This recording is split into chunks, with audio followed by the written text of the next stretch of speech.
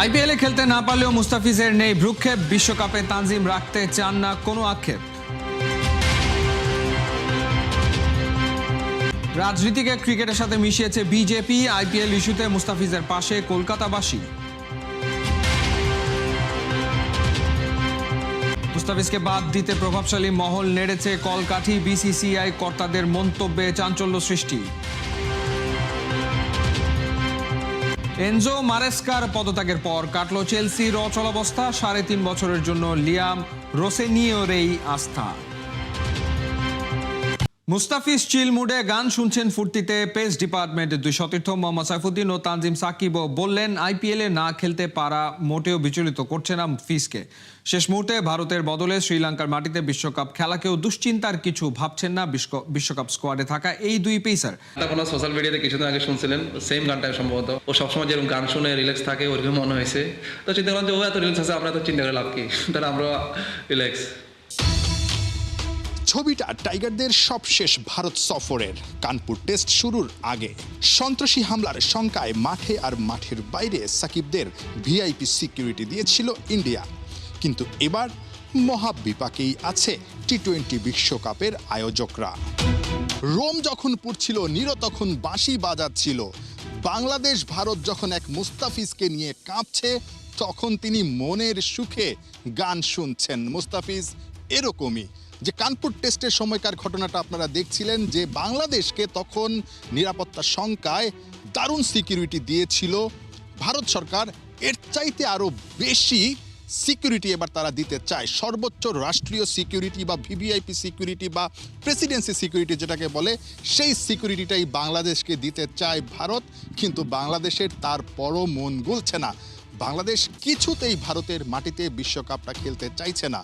মুস্তাফিজুর রহমান, যাকে নিয়ে এত ঘটনা, যাকে আসলে আইপিএলে খেলতে দেওয়া হয়নি, তার খুব স্বাভাবিকভাবেই কিন্তু এসব ঘটনায় মনস্তাত্ত্বিকভাবে কিছুটা ভেঙে পড়ার কথা, কিংবা মাঠের পারফরমেন্সে কিছুটা হলেও প্রভাব পড়ার কথা। কিন্তু মুস্তাফিজ কিন্তু একেবারেই অন্যরকম। গান শুনছেন, চিল করছেন এবং সব কিছু একেবারেই উড়িয়ে দিচ্ছেন। ডাইনিংয়ে একসাথে খাচ্ছিলাম, ও আমি আমার ওকে ডাক দিলাম আমার সাথে বসতে। আমরা যতটা চিন্তিত বা হতাশ, ওকে দেখে একদমই মনে হলো না, ও আরও মনে হচ্ছে রিল্যাক্স। ও সবসময় যেরকম গান শুনে রিল্যাক্স থাকে ওরকম মনে হয়েছে, তো চিন্তা করলাম যে ও এত রিল্যাক্স আছে, আমরা তো চিন্তা করে লাভ কি, তাহলে আমরা রিল্যাক্স। গানটা কোনো সোশ্যাল মিডিয়াতে কিছুদিন আগে শুনছিলেন সেম গানটা, সম্ভবত না, কখনোই আলাপ করে না, হেসে উড়াই দেয়, এবং এগুলা নিয়ে উনি কখনো আলাপ করতে দেখিনি আসলে ওনাকে।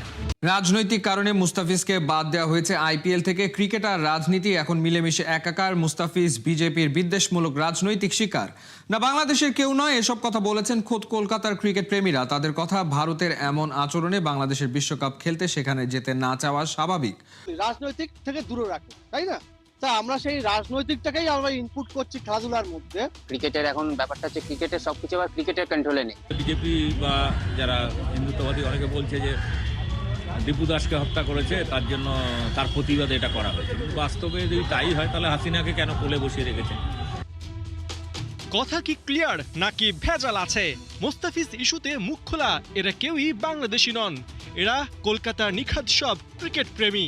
যে যুক্তিতে মুস্তাফিজকে আইপিএল থেকে বাদ দেয়া হয়েছে, সেই একই যুক্তিতে তারা নিশানা করছেন নিজ দেশের সরকারকে।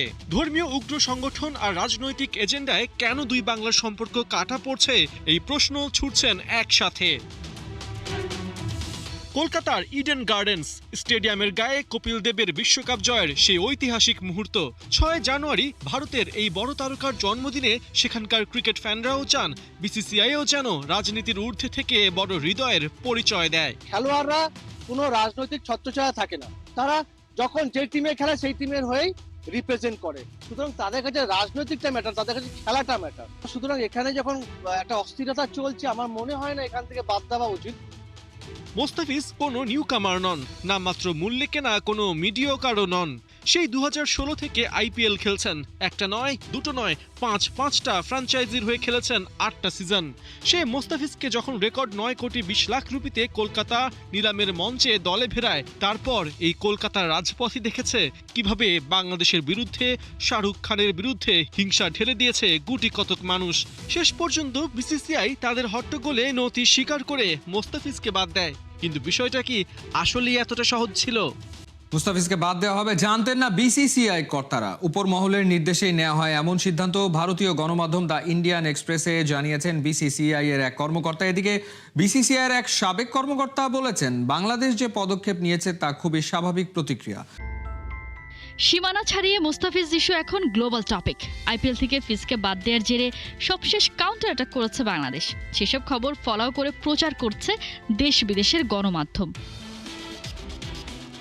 2016 সাল থেকে এখনো পর্যন্ত আইপিএলের 8টি সিজনে খেলেছেন মুস্তাফিজুর রহমান। গায়ে জড়িয়েছেন Sunrisers Hyderabad, Mumbai Indians, Delhi Capitals, Rajasthan Royals, Chennai Super কিংসের জার্সি। এই সিজনে অপেক্ষায় ছিল কলকাতা নাইট রাইডার্স। তারই মধ্যে কিনা গেল শনিবার বিসিসিআই সচিব দেবজিৎ সাইকিয়ার এক অনুরোধেই বলা ভালো নির্দেশে মুস্তাফিজকে মুহূর্তে রিলিজ করে দেয় কেকেআর।